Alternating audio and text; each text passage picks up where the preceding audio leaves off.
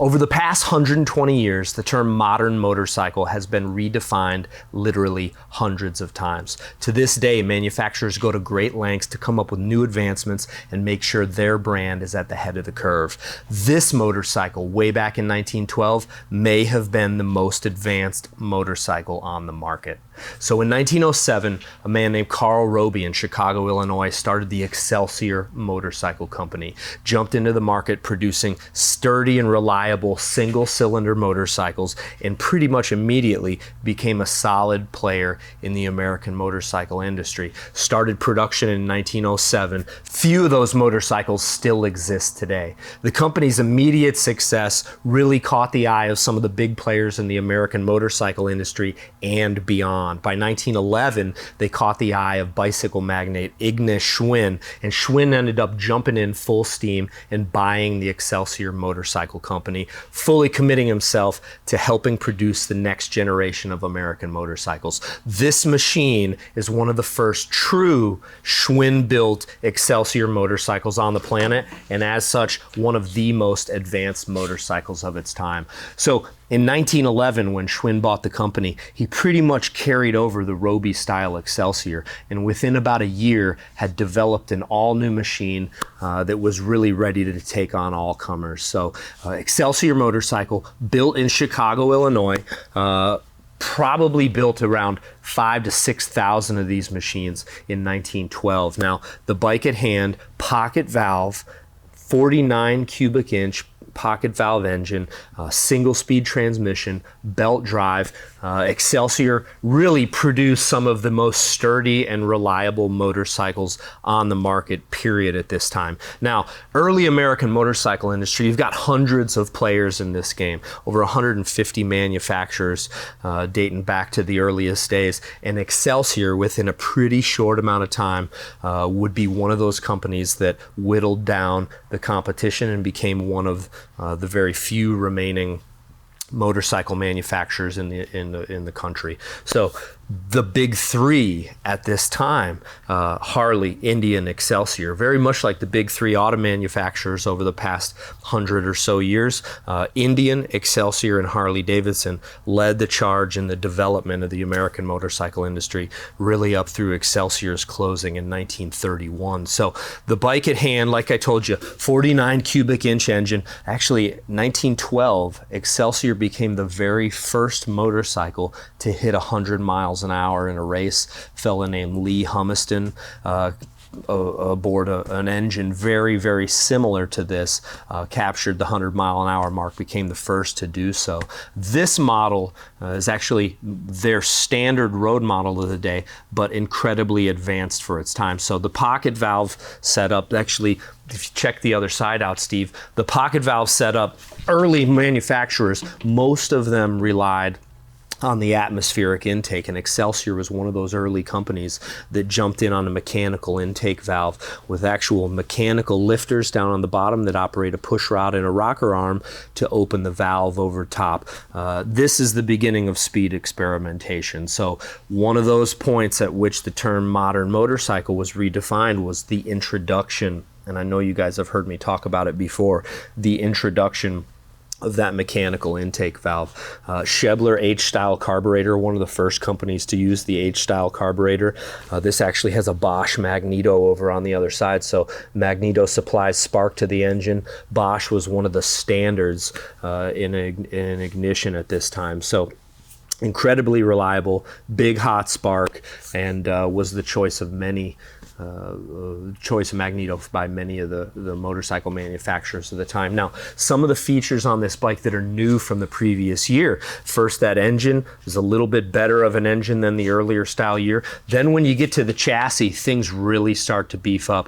1912, first year for the Excelsior Trust fork, so big advancements there. Ultra sturdy. The earlier, actually we have a 1911 here at the museum, considerably more primitive fork. The Trust leaf spring fork functionally works very well, sturdy, not a lot of flex, and geez, Excelsior and Indian would use the same type of fork. Indian all the way up through 1945. So some of the other pieces of equipment on this bike that really set it apart.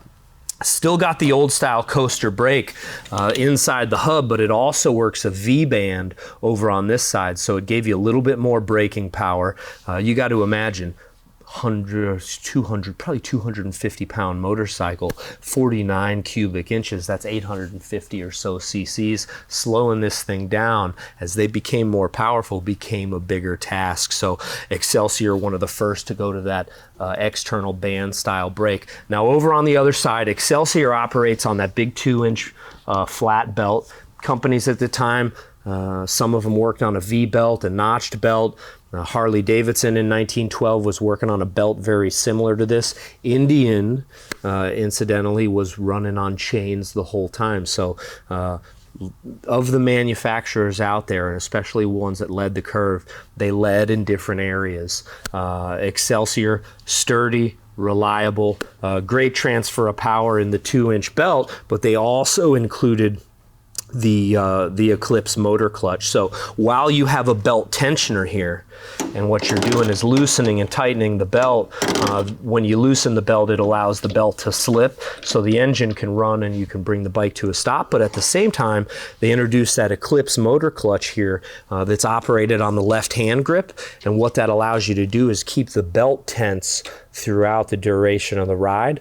That way you're not working the belt tensioner back and forth and stretching the belt. You keep it in a good place, and then actually use the Eclipse motor pulley to disconnect the engine from the rear wheel. So Spark Advance, now controls on all these bikes, guys, they're all different. This is at a time where things weren't really standardized. As you guys know, the Indians work on the left-hand throttle and the right-hand Spark Advance. Harley's a right-hand throttle. Excelsior happens to be a right-hand throttle over on this side, but over on the left, you've got that clutch operation on the left grip. The ignition timing was actually done with a lever off of the gas tank. So that's a little bit British almost, you know, it's kind of got that British style setup. So tire pump clip to the side. This bike rests in absolutely original condition. It's been pretty much untampered with since 1912. I don't know that the motorcycle's ever been apart. It's been here inside the Wheels Through Time Museum collection for, I think, going on about 30 years. And as you can see, tons of the original striping. The bike was gray and red originally, still has some great finish. On the gas tank, you can see is a gasoline cap here, gasoline compartment here, oil over on the other side. So there's actually a compartment in between the inside the gas tank that separates the gas from the oil. Toolbox down below, and such an original motorcycle, down to the pedals, down to the original Troxel style seat. Fantastic condition. It's even got a it's got a Kansas license plate. Doesn't have a date on it. I think Kansas started putting dates on their license plates maybe in 1912, or excuse me, 1914 or 15. So another cool thing about this machine is the way that the headlight works. Now, this stuff was pretty standard at the time. Electrics hadn't really been developed well for motorcycles. So most of the machines of this era worked on an acetylene lighting system. It's the same way that a miner's light works. You've actually got a tank right back here that was filled with acetylene gas, charged with 12 or 14 pounds. The headlight itself, you actually light with a match. So great reflector on the back. These things actually put out quite a bright light. Now, you'd light these, or you'd fill up the tank, turn on the regulator, get gas to that headlight. Some of these headlights even had an like a little igniter system. So really cool setup. This is completely original, made by the Hein Watt Manufacturing Company, Columbia model, right there in Chicago, Illinois. So the bike does not show a lot of use. It's not bent up. It operates very, very well. We're going to crank it up for you here in just a second. But original button tread style tires. These things are, for being 100 or so years old, the tires are in fantastic condition. Original exhaust, original mufflers. The only thing new on this motorcycle are the spark plugs. So When a bike is of this sort of originality, we do whatever we can to maintain that originality. As we say, they're only original once. So great lengths to keep the bike's finish as it is. We keep air in the tires, we keep oil in the engine, and occasionally fire the bike up for visitors here at Wheels Through Time. So we're gonna get this thing fired up. I've got it fueled up with gas. I've got the lower end primed with oil already. So pretty simple starting procedure on the pedal start bikes, guys. So over on this side, you see we've got the secondary chain, pedals here for starting. That secondary chain is only for starting the bike. So excuse me, it's for starting the bike and operating the coaster brake. So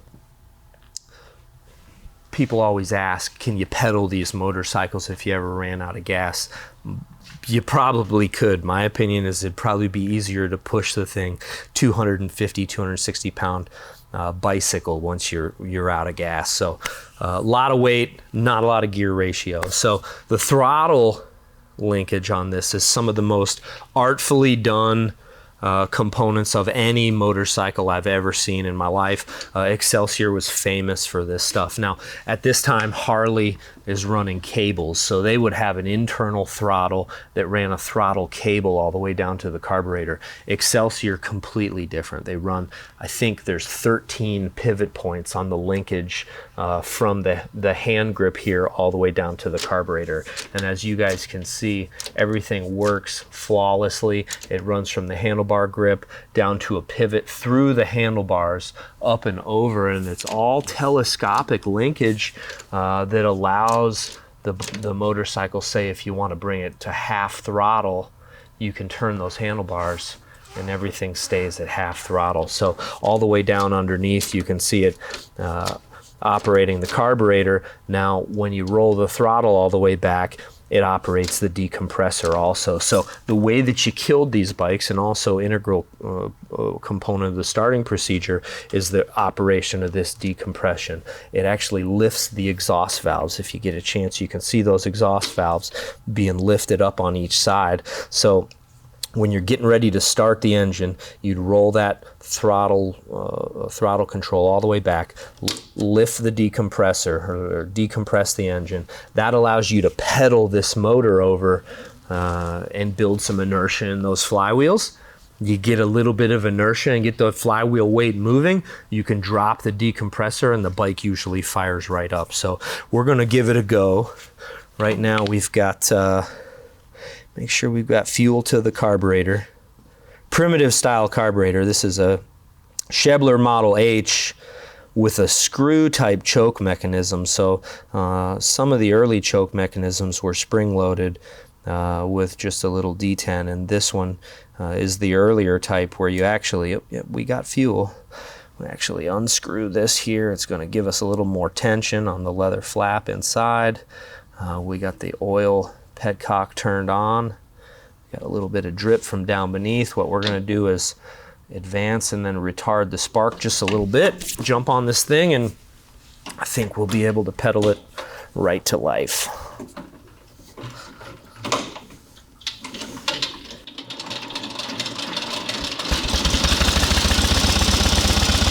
There we go.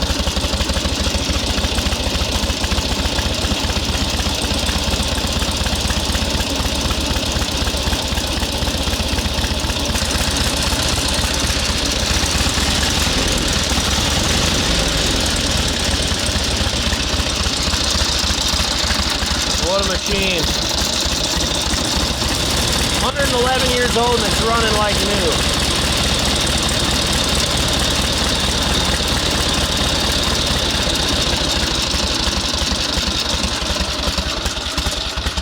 You can press that bell.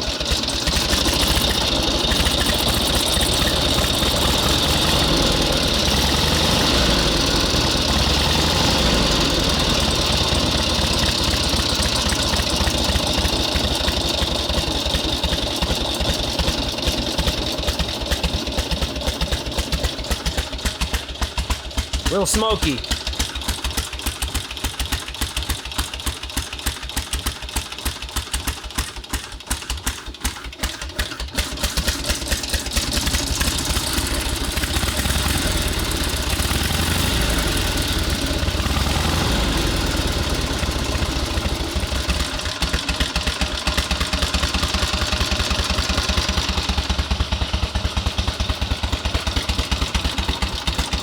What a motorcycle.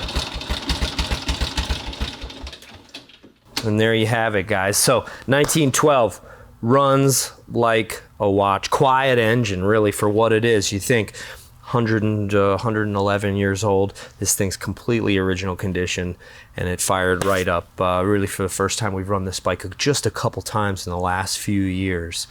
And will idle all the way down to 300-400 RPMs, and probably capable somewhere in the range of I don't know, maybe probably 50-mile-an-hour motorcycle, 50, maybe 55 if you're really honking.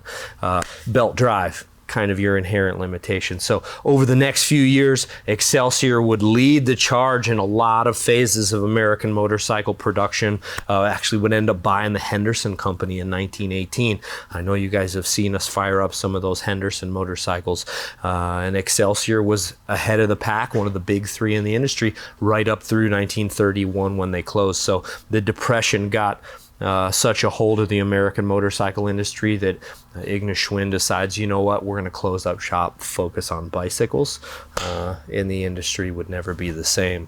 So 1912 Excelsior, guys, thanks for joining us. Make sure you tune in, make sure you subscribe, check out wheelsthroughtime.com, visit the museum's website, make sure you get some raffle tickets on that 1937 Harley we're giving away this year.